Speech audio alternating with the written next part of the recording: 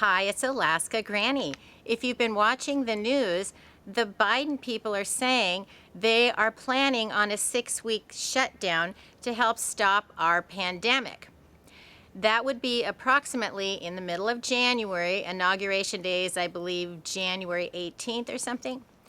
And then it would be for 6 weeks, which would be until March. Are you prepared? Do you have enough food? Do you have your prepper pantry stockpiled so that if you had to stay home until March, you could do that? Some states are already under lockdowns, like Alaska just had a red alert, and we're supposed to stay home until December 15th.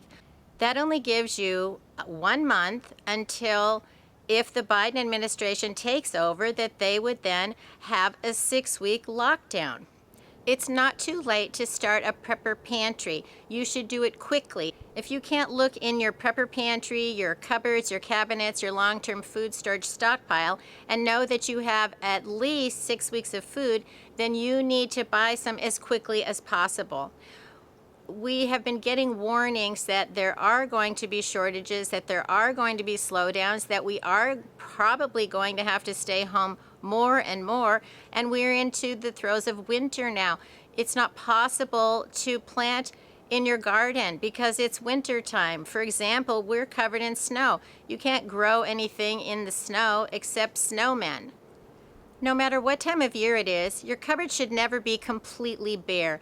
When you think you're out of food, you should still probably have at least 2 weeks supply left because it's just uncertain. You should never be down to there's 0 meals left in your pantry. And now we're looking at needing possibly 6 extra weeks of food. That's 42 breakfasts, 42 lunches, 42 dinners. How can we possibly get enough food for that? How do we plan it? What do we know what we should do? Well, you can try starting with make a menu of shelf-stable meals that you could make out of your pantry for 7 days. Make a 7-day menu. What would you need for dinner for a week? Are you going to have pasta night? Then you need a package of pasta, a jar of sauce, probably some vegetables, and maybe some Parmesan cheese to sprinkle on top. Now, if you know you're going to have that once a week, if you buy 6 sets of that, then you have enough to have that meal once a week for 6 weeks. Maybe another day you want to have a tuna casserole. So you need a can of tuna, a can of cream of something soup, egg noodles, maybe a can of cream, and some vegetables. Then you would get 6 of those. Whatever the ingredients are that go in that recipe, you need to get sets of 6. Then you could make that once a week for 6 weeks. Now, for many of us, it's not possible to go and buy 6 weeks of food at one time. If you have very little money, then instead of buying 1 can of something, buy 2. Then you at least have 1 extra item. If you have enough money that you can buy extra, please do that. It's critical that you have the things that you need. Prices are going up. Food supplies are becoming shortened. Not everywhere. Some people are having no struggle finding the foods that they want, but other areas are, and some people are. Find shelf-stable substitutes for things that you like to have fresh.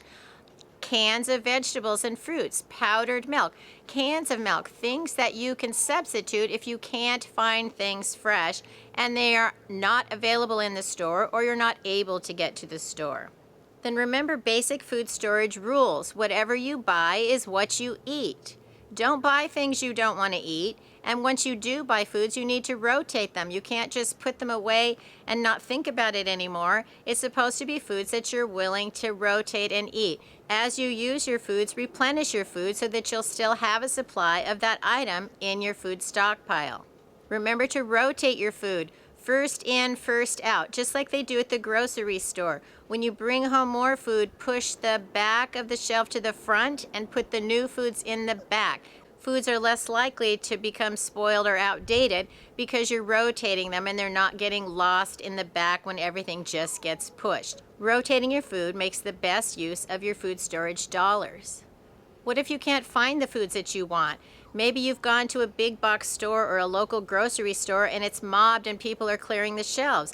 That's not the only place that you can find food. Think about other stores where you might find food, like at the dollar store. Think about stores like Target. Some of them have food in their stores. Look for bread outlets. Look for meat markets or butcher shops. Shop at the pharmacy like Walgreens or CVS. They have grocery aisles.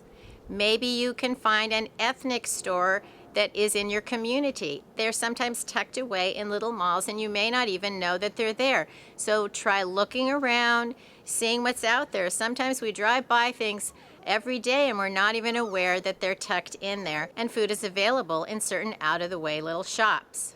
Make a list of the foods that you want and then keep track of it as you are filling out your list and finding the things that you need. If you can't get the exact item that you want, look for something in the same category.